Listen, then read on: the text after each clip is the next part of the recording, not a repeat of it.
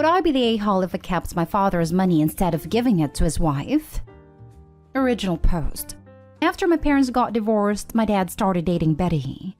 Everything started okay, but Betty became jealous when my dad spent time with me. She was never abusive, just passive-aggressive and saved her worst comments for when he wasn't around. I learned I can't trust her, but I am polite to her. Betty has a son, Frank, who is very greedy. When she met my dad, Betty stopped giving him everything he wanted. In 2009, he and my dad had an argument that ended with then 40-year-old Frank punching my then 70-year-old dad. My dad died a few months ago. The will was joint, so the estate goes to Betty, and once she dies, what's left will be divided between me, my brother Alan, and Frank. It's unlikely me or Alan will see any of it, because Frank will drain her until there's nothing left, which has already started. They got married in 1996, and in 2006, Dad changed the beneficiary on his IRA to only me. It's not part of the estate. She is very nervous about the IRA. My dad was fairly wealthy, so between his estate, her retirement accounts, and then selling their house for almost $1 million, she is not going to starve, but she is still nervous. Alan called me with all this info because the estate lawyer is sending me a letter about it. Betty told him not to tell me anything, but he felt he had to. Haven't gotten the letter yet, but they're maybe setting up a trust that she'll want me to sign the IRA into. I expect a guilt trip about doing the right thing and following his wishes. But the reason they had a joint will is because they couldn't agree on any other kind of split, as my dad didn't like Frank, and Betty doesn't like me. If I thought my dad had dementia, I might believe the IRA was missed, but he was very meticulous. It feels like making me beneficiary was his way of providing for me, knowing this would happen. It does not make financial sense for me to give the money to the estate and end up with 25% of whatever pittance is left, when I could have 50% of whatever is in the IRA now. I would split it with Alan. My other reason for not wanting to share is that I'm currently pregnant, and having this money would make being a stay-at-home mom easier, and baby would get a jump start on her college fund. Would I be the a-hole if I didn't give this money back to the estate and share it with my brother?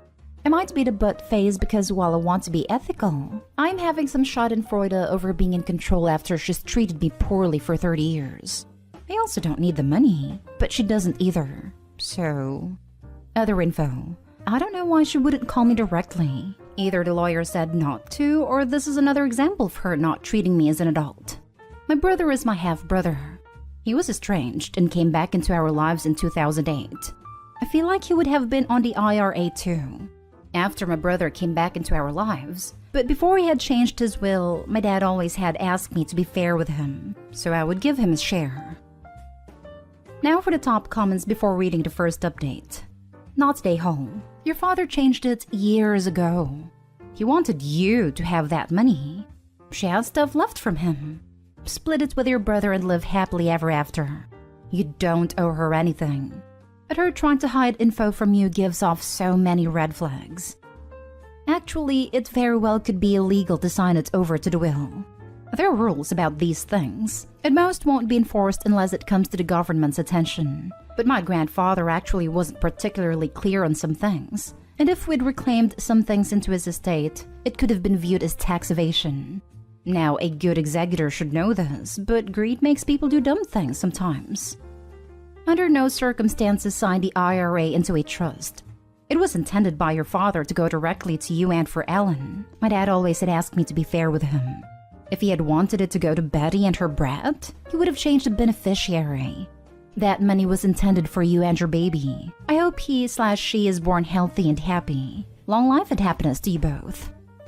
Not stay home. The will was joint, so the estate goes to Betty, and once she dies, what's left will be divided between me, my brother Alan, and Frank.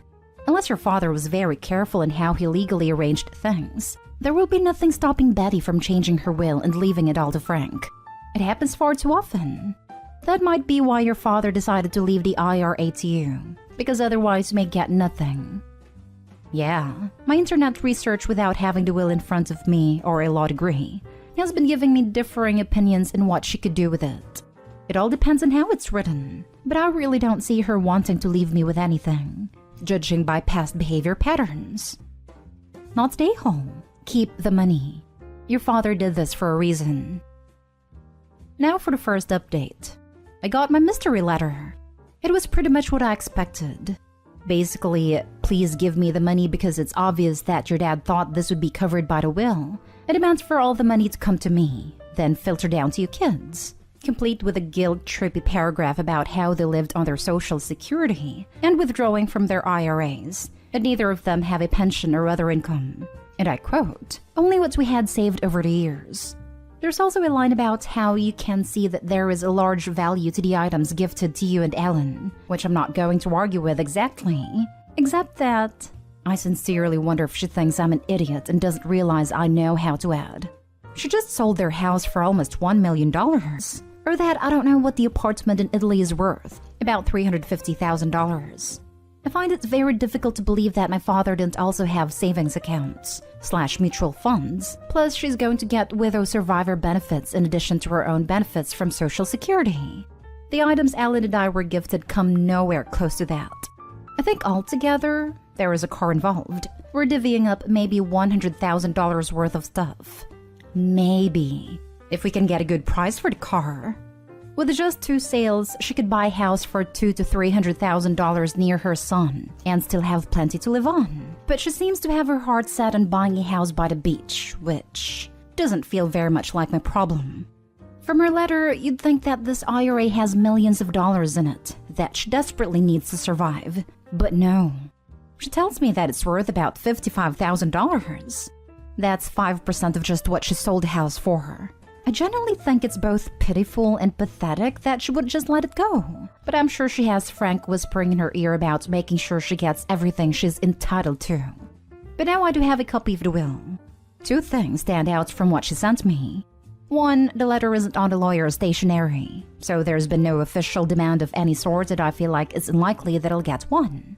2, nowhere in the will does it say that she couldn't just rewrite her will and give everything to Frank. Like I said in my last post, I don't trust her in the slightest. So I've contacted an estate lawyer so I can determine my next steps. Thanks for being here with me on this ride. I'll update again if there's anything more to say. She tells me that it's worth $55,000. Side-eyeing that one, it would be in her best interest to lie.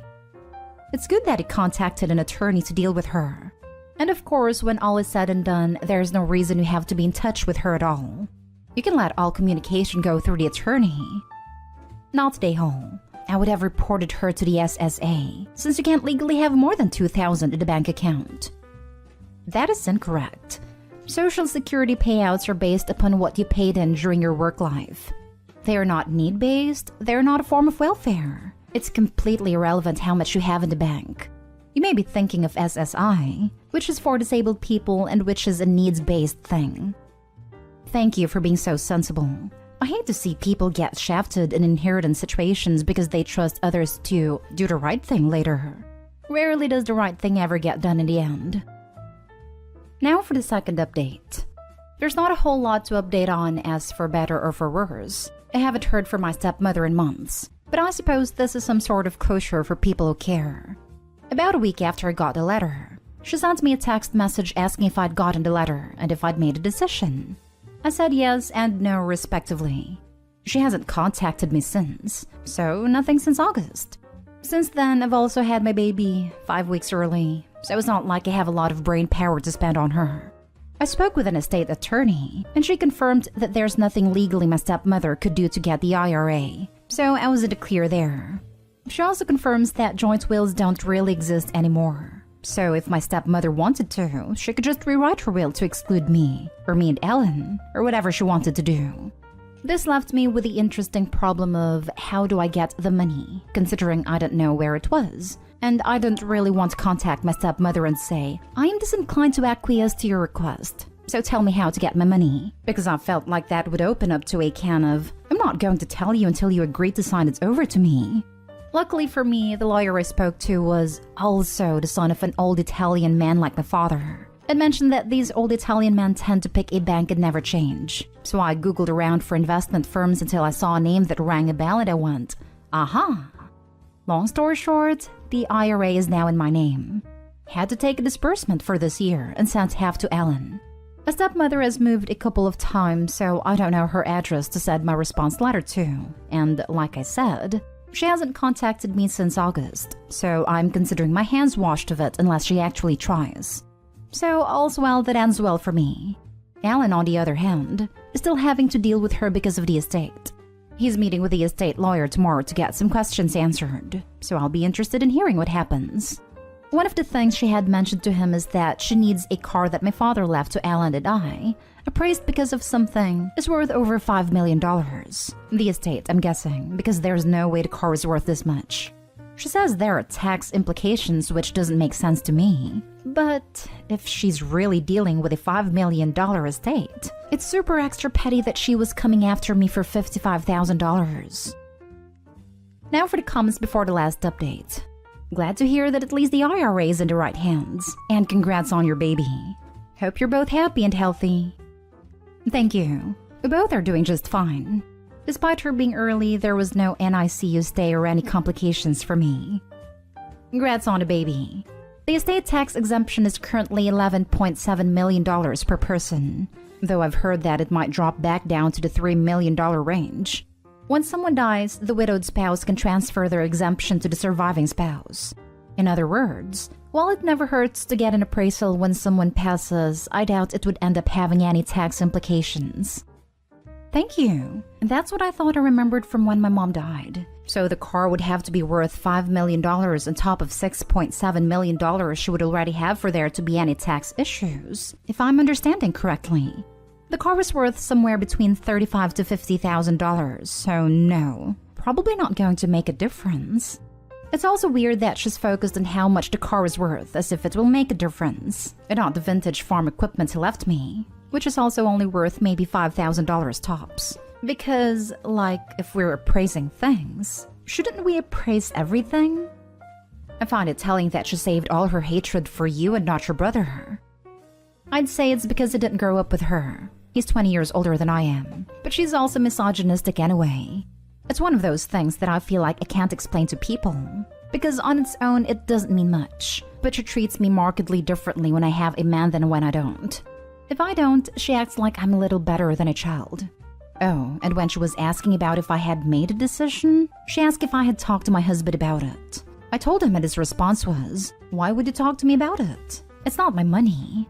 I also find it weird that presumably she'd think my husband would respond with, "Oh yeah, definitely give her the money."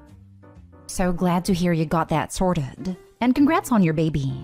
My husband and I went 3 years of legal drama dealing with his mother's greedy ex-husband, and it was a nightmare that ended with the children getting sweet FA for what was left to them by their parents. So consider yourself lucky it's over with. And now for the last update. I'm not sure if I'm making this post for me or for you guys, but at least this is a chronicle of the issue in case anyone asks me about it later. After my last update, there was silence for a while. Then my stepmother sent me a Christmas card with another letter inside it, but I'm sure that particular irony was lost on her. In it, she explained what she was going to use the money for health insurance payments, and once again acting like this money is what's keeping her from the brink of starvation. This letter, however, had a return address, so I did what any red-blooded millennial would do, and Googled it. One visit to the Country Deed website later confirmed for me that she has bought a beach house. Well, it's not on a beach. It's in a beach town, being purposefully vague here, for $745,000. She ended the letter by saying that she had talked to my cousin who told her that I saw the money as being able to continue my father's memory, and what she felt I should accept are books, photo albums, etc. because those are my father's memory, but that she'll discard them if she didn't hear from me by the end of the year because it just proves I'm all about the money and nothing else. I'm sure the irony of me being all about the money while offering to replace it with material things while really wanting me to give her money is also lost on her. Also, the attempting to sell me memories was a nice touch. As I finally had an address to respond to, I wrote what my BFF described as the most polite bridge burning ever and sent it off before her deadline. She called yesterday, which I did not answer. She left a message saying that she just received my letter that day. I know the USPS sucks right now, but almost 2 weeks for a letter? And to call her back so she could clear some things up. Her tone was very hostile, so I'm disinclined to call her back. Honestly, I don't really want to hear what she has to say, and I'm not sure why she would think I would.